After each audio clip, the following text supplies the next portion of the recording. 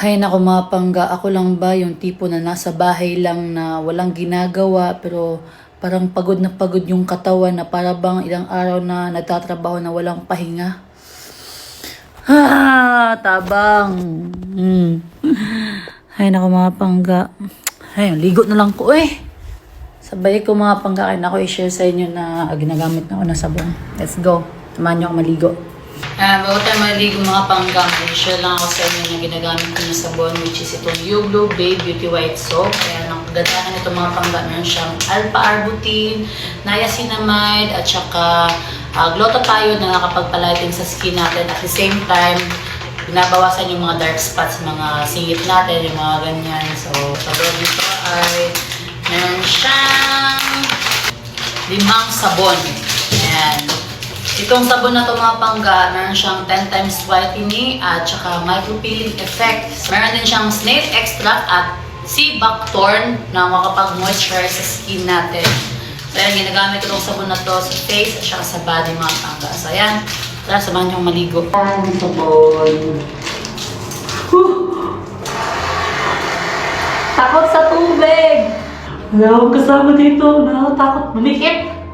Ako lang ba mga pangga nakapagpipikat ka habang naliligo sa CR? Parang may nakikita ka. Share ko lang mga pangga, alam nyo dito sa CR natin, di ba yung toilet namin is automatic open siya pa may tao. So ako nandito ako shower room. Ano siya? Papasok ako, mag-open. Tapos pag nandito na ako sa shower, bigla siyang open, tapos biglang mag-on na naman. Ano kaya gagawin natin ngayon mga pangga after natin maligo? Siguro, syempre magbibihis, mag-aayos. Next is, gagala tayo. Mga pangga, may nakalimutan pala ako. Towel! Paano kaya? Sariling kwarto pero natatakot lumabas ng CR. Baka may biglang papasok. Towel muna. Yan, ligo-ligo. Pero walang towel sa loob ng CR. Wait lang.